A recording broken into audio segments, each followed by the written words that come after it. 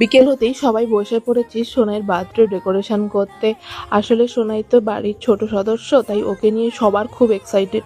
তাই ওর বাবা আর আমি মিলে গিয়ে অনেক কিছু কেনাকাটা করেছি সোনাইয়ের জন্যে।